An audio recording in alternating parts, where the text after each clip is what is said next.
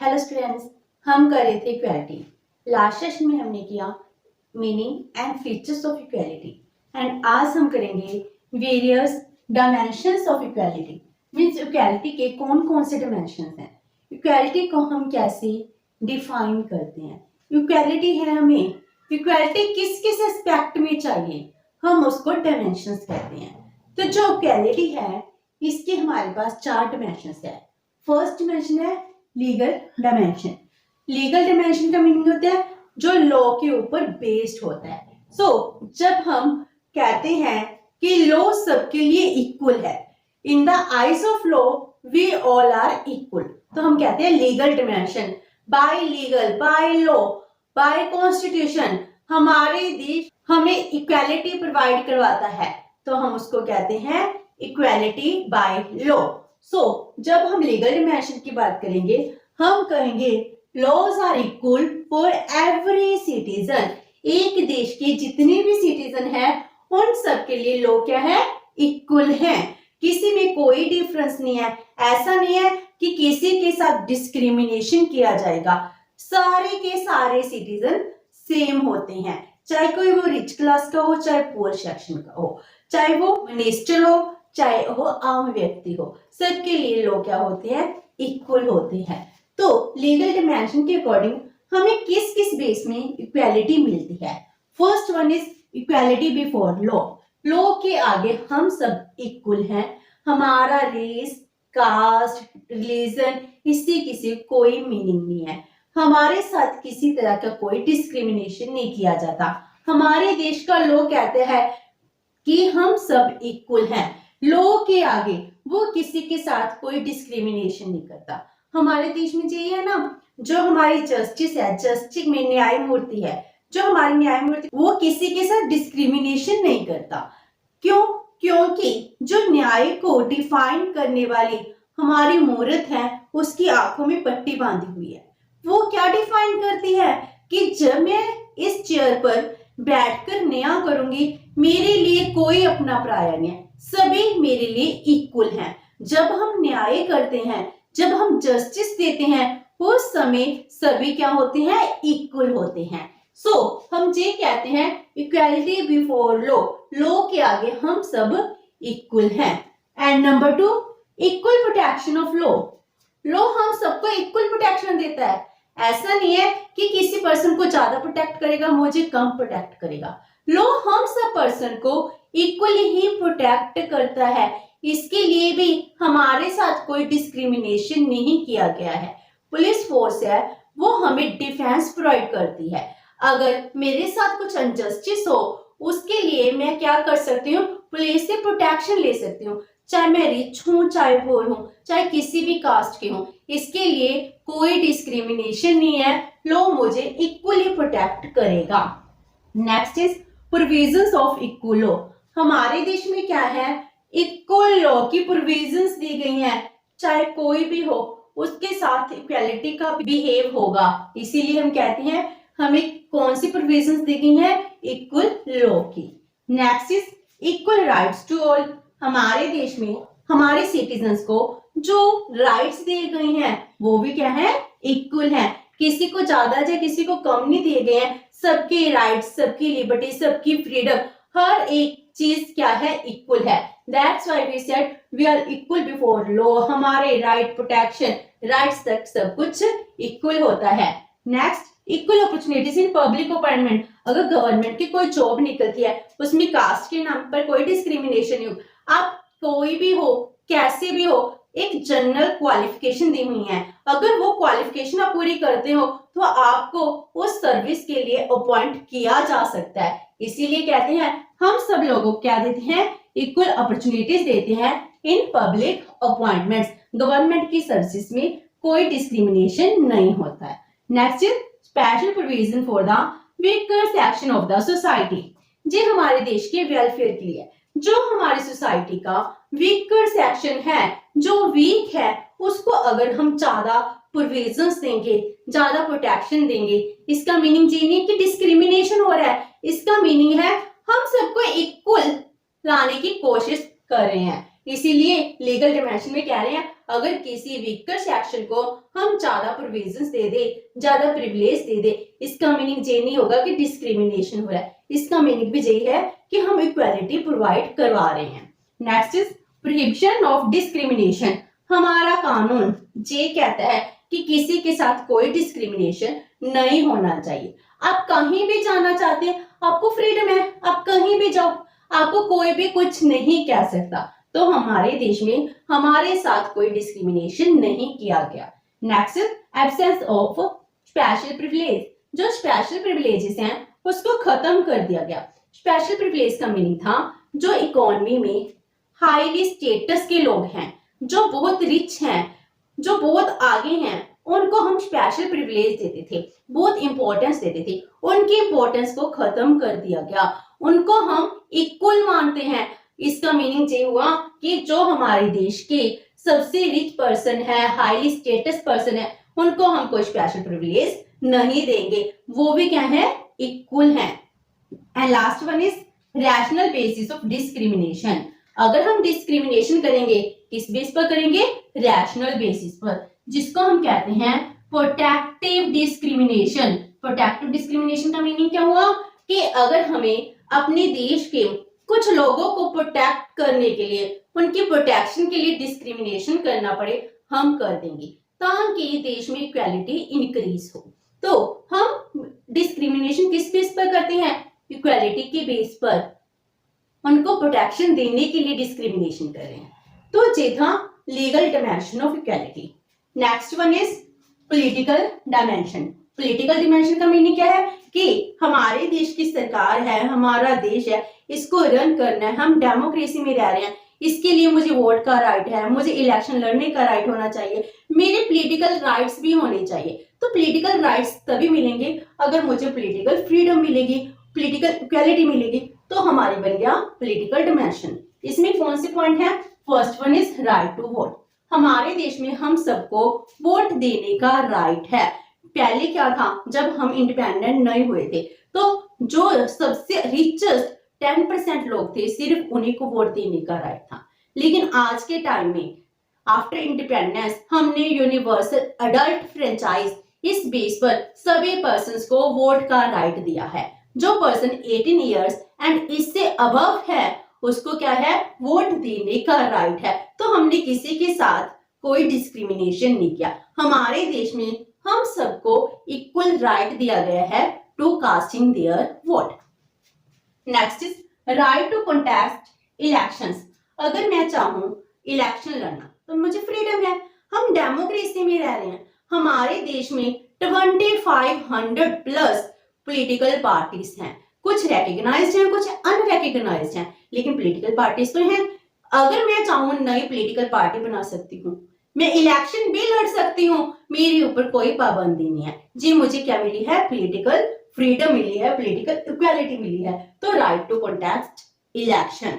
Next is right to hold public office. इसका meaning है जो पब्लिक ऑफिस है, पब्लिक ऑफिस में हम सबको इक्वल राइट दिया गया है। जितने भी सरकारी डिपार्टमेंट हैं, इस डिपार्टमेंट में किसी सिंगल क्लास की या फिर किसी एक फैमिली का कोई राइट नहीं है कि हम इसी को अपॉइंट करेंगे। हमारे देश के जितने भी पर्सन्स हैं सबको राइट है कि वो पब्लिक ऑफिस में अपॉइंट हो सकते हैं। सो किसी एक पर्सन का, एक क्लास का कोई राइट नहीं होता। Next is right to appeal.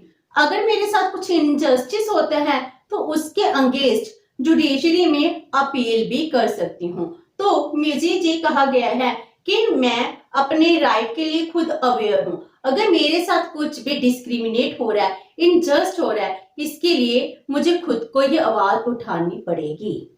Next is right to criticise the government. मुझे ये राइट दिया गया है कि हम गवर्नमेंट की पॉलिसीज को, उसके बिल को, उसके एक्ट को क्रिटिसाइज भी कर सकते हैं।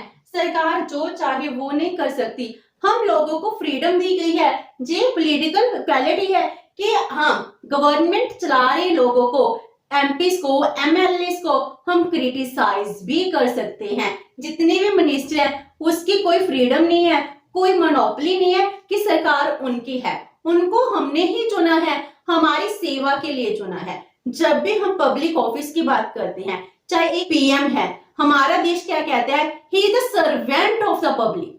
हमारे देश में ये कहा गया है कि वो मास्टर नहीं है हमारा, ही इज द सर्वेंट, हमारे लोगों का एक नौकर बनकर रहेगा, हमारे लोगों के वेलफेयर के लिए काम करेगा। इसीलिए हम गवर्नमेंट की पॉलिसीज को क्रिटिसाइज भी कर सकते हैं, जो मुझे पॉलिटिकल फ्रीडम दी गई है।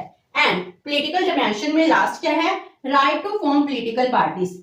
जितने भी पॉलिटिकल पार्टीज हैं, अगर मेरी उनके साथ कोई आइडियोलॉजी नहीं मिलती, मैं चाहती हूँ नई पॉलिटिकल पार्टी फॉर्म करूं, तो मुझे फ्रीडम दी गई है। कहते जैसे औरों ने पॉलिटिकल पार्टी बनाई है, आप भी बना सकते हो, मेरे ऊपर कोई रिस्ट्रिक्शंस नहीं है, क्योंकि हम सब इक्वल हैं, तो मैं नई पॉलिटिकल पार्टी भी फॉर्म कर सकती हूँ, जिन्हें पॉलिटिकल डिमेंशंस। अब हम करते हैं नेक्स्ट डिमेंशंस।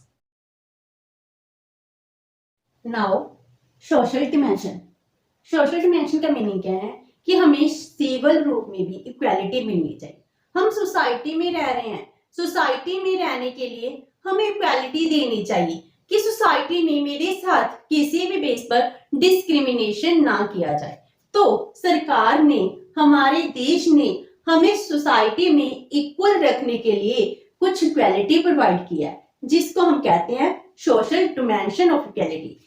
जिसमें क्या है, first one is absence of special privilege, कि हमें सोसाइटी में सबको इक्वल मानते हैं, किसी को भी हम स्पेशल प्रिविलेज नहीं देते हैं। अगर किसी को स्पेशल प्रिविलेज नहीं मिलेगी, इसका मीनिंग क्या है कि सोसाइटी में कोई भी सेक्शन हो, सभी क्या है, इक्वल है, इक्वालिटी का राइट दिया गया है।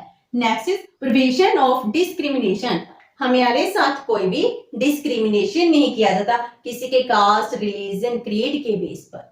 Next is free access to public place, जितनी भी पब्लिक प्लेसेस हैं हम सब उसको एक्सेस कर सकते हैं, उसमें भी हमारे साथ कोई डिस्क्रिमिनेशन नहीं हो सकता कि आप इस कास्ट के हो, आप इस प्लेस पे नहीं आ सकते, क्योंकि जितने भी सरकारी प्लेसेस हैं हम सबका उन पर इक्वल राइट है। Next is no discrimination on the basis of gender, कि आप मेल हो या फिर फीमेल हो, इसके बेस पर भी कोई डिस्क्रिमिनेशन नहीं किया गया है। Next, equality of opportunity in public employment, जितनी भी सरकारी एम्प्लॉयमेंट है, जितने भी सरकारी ऑफिसेस हैं, इनमें इक्वल अपॉर्चुनिटी हमको दी गई है, ताकि सोसाइटी में किसी के साथ कोई डिस्क्रिमिनेशन ना किया जाए। Next is protective discrimination. Protective discrimination हमारी सोसाइटी में इक्वालिटी प्रोवाइड कराने के लिए बहुत जरूरी है। अगर प्रोटेक्टिव डिस्क्रिमिनेशन होगी तो वीकर सेक्शन की अपलिफ्टमेंट होगी, इसीलिए बहुत जरूरी है कि प्रोटेक्टिव डिस्क्रिमिनेशन होना चाहिए। नेक्स्ट है इकोनॉमिक डायमेंशंस, जो सबसे इंपॉर्टेंट है। इक्वालिटी है, इक्वालिटी का मीनिंग तो तभी होगा अगर मेरी इकोनॉमिकल नीड्स है वो फुलफिल होंगी। अगर मेरी इकोनॉमिक नीड्स ही फुलफिल नहीं होगी तो मुझे इक्वालिटी का क्या बेनिफिट मिलेगा। इकोनॉमिक इनइक्वालिटी से अगर मेरी बेसिक नीड्स फुलफिल नहीं हो रही, आप मुझे कितने भी फ्रीडम दे दो, मेरे लिए कोई बेनिफिट नहीं है। मुझे बेनिफिट तो तभी मिलेगा अगर मेरी मिनिमम रिक्वायरमेंट फुलफिल हो रही हो। तो सरकार हमें इकोनॉमिक इक्वालिटी प्रोवाइड कराने की कोशिश कर रही है, उसके लिए हमें कुछ फ्रीडम दी गई है, इक्वालिटी क्रिएट करने की कुछ प्रोविजंस है, जिसको हम कहते हैं इकोनॉमिक डायमेंशंस। इसमें फर्स्ट क्या है, equal opportunity to earn livelihood. जो भी मेरी नीड्स हैं उनको फुलफिल करने के लिए मैं कोई भी काम कर सकती हूँ, इसके लिए मुझे क्या दी गई है, इक्वल अपॉर्चुनिटीज दी गई है। सो मेरे लाइवलीहुड के लिए सरकार कोई फाउंडेशन नहीं क्रिएट कर रही, equal opportunity to earn my livelihood. Next is equal wages for equal work, किसी के साथ कोई डिस्क्रिमिनेशन नहीं है, किस पर्सन को ज्यादा वेजेस मिलेंगे उसको कम मिलेंगे। अगर हम इक्वल वर्क कर रहे हैं, इक्वल वर्क के लिए हमको इक्वल वेजेस ही मिलनी चाहिए, और हमारे देश में यही प्रोविजन है कि जो काम इक्वल है उसके लिए इक्वल वेजेस ही दी जाती हैं, जिससे क्या होता है, इकोनॉमिक इक्वालिटी क्रिएट होती है। Next is fulfilment of basic needs. सरकार कहती है आई एम रिस्पॉन्सिबल, मेरी ड्यूटी है कि जितने भी लोग हैं उनकी कम से कम बेसिक नीड्स फुलफिल हो सके। जैसे हम कहते हैं food, cloth and shelter, these are the basic needs. आज के टाइम में education it is also the basic need. So हमारे देश में प्राइमरी एजुकेशन बिल्कुल फ्री है, क्यों फ्री कर रखी है हमने? ताकि सब लोगों को एजुकेशन मिल सके। तो बेसिक नीड्स को फुलफिल करना सरकार की ड्यूटी बनती है, क्योंकि जो भी स्टेट के लोग हैं, जो भी सिटीजन, कम से कम उनको 2 टाइम का खाना तो मिल सके, इकोनॉमिक इक्वालिटी तो क्रिएट हो। इसी के लिए सरकार क्या करती है, अमीरों पर ज्यादा टैक्स लगाती है एंड गरीबों को सब्सिडी देती है, ताकि इक्वालिटी क्रिएट हो सके। Next is economic security. Economic security, अगर कल मेरी जॉब चली गई तो इसका लॉस मुझे ही होगा। मैं अपनी गरीबी से कितने कदम पीछे हूं? सिर्फ 1 कदम। जिस दिन मेरी जॉब गई उसी टाइम मैं पॉवर्टी लाइन में आ जाऊंगी। तो सरकार अनएम्प्लॉयमेंट अलाउंस दे रही है, ताकि हर एक पर्सन को इकोनॉमिकली सिक्योरिटी मिल सके। ओल्ड एज पेंशन मिल रही है। अगर कल मैं ओल्ड एज में जाऊंगी, उस टाइम में मेरी इनकम सोर्स क्या होगा? तो पेंशन देना ओल्ड एज को, जो भी इकोनॉमिक सिक्योरिटी है, अनएम्प्लॉयमेंट अलाउंस देना, तो सरकार ये प्रोविजंस करती है कि समाज में इक्वालिटी क्रिएट हो। इसी के लिए वो चीज सब कुछ कर रही है, इकोनॉमिक सिक्योरिटी हमें प्रोवाइड कराती है। Next is just distribution of wealth, जो सबसे बड़ा इंपॉर्टेंट पॉइंट है, जिसको हम कहते हैं सरकार को देश में क्या करनी चाहिए, इक्वल डिस्ट्रीब्यूशन ऑफ वेल्थ करनी चाहिए। इसके लिए सरकार ने क्या किया है, प्रोग्रेसिव टैक्स लगाती है। रिच पर ज्यादा बर्डन आता है और पुअर को सब्सिडी मिलती है, जिससे जो वेल्थ है इक्वली डिस्ट्रीब्यूट होगी। Next is just ownership of means of production. जो मीन्स ऑफ प्रोडक्शन है किसी एक पर्सन की नहीं होनी चाहिए। कोई एक प्राइवेट फर्म है, एक फैमिली है, एक ग्रुप है, सिर्फ उसी को सारे मीन्स ऑफ प्रोडक्शन दे दो, जी तो गलत होगा। मीन्स ऑफ प्रोडक्शन किसके हैं? सोसाइटी के हैं। हमारा देश ये कहता है कि हम सोशलिस्ट की तरफ जाएंगे। जो मीन्स ऑफ प्रोडक्शन है वो किसके रहेंगे? हमारे देश के हैं, हमारे देश के लोगों के रहेंगे। इसीलिए पब्लिक सेक्टर ज्यादा इंक्रीज किया था। लेकिन आज के टाइम में हम यू टर्न ले चुके हैं। हमने जितनी भी सोशलाइजेशन इंक्रीज की थी, आज के टाइम में हम प्राइवेटाइजेशन किए जा रहे हैं। हर चीज को तो सेल कर रहे हैं, रेलवे तक को भी हमने प्राइवेट कर दिया। इट मीन्स क्या है, जो मीन्स ऑफ प्रोडक्शन हम कहते थे हमारी सोसाइटी के हैं, इससे सिर्फ एक क्लास को बेनिफिट नहीं मिलना चाहिए, सभी को बेनिफिट मिलना चाहिए। लेकिन आज के टाइम में हम इसे ऑपोजिट चलना शुरू कर दिया, जबकि हमारे देश के कॉन्स्टिट्यूशन में लिखा है we are the socialist economy, हम सोशलिज्म की तरफ जाएंगे। Although we are the economy mixed economy, लेकिन डायरेक्टिव प्रिंसिपल है उसमें, कॉन्स्टिट्यूशन के प्रिंसिपल में हमने जो वर्ड लिखा है वी आर द सोशलिस्ट, हम सोशलिज्म को अडॉप्ट करना प्रेफर करते हैं। Next is fixed hours to work. काम करने का टाइम है वो फिक्स्ड किया है। ऐसा नहीं है कि कोई भी एंटरप्रेन्योर है किसी वर्कर से 12 घंटे 15 घंटे काम करा सकते हैं। जैसे हमारे देश में 8 आवर्स को क्या कर दिया, फिक्स्ड कर दिया, तो उसके टाइम को फिक्स कर दिया गया है कि वो इससे ज्यादा काम नहीं करेगा। अगर करेगा तो उसको एक्स्ट्रा पे भी करना पड़ेगा। तो ये थी इकोनॉमिक इक्वालिटी, जिससे क्या हो सके, हमारे देश सब लोगों के साथ इक्वल बिहेव किया जा सके, इक्वालिटी को क्रिएट किया जा सके। ये थी dimensions of the equality. With this हमारा इक्वालिटी का टॉपिक कंप्लीट होता है। होप सो कि आपको सेशन अच्छा लगा होगा। अगर आपकी कोई क्वेरी है तो post it in the comment box, and video अच्छी लगी तो please like and share with your friends. Thank you so much and have a nice day.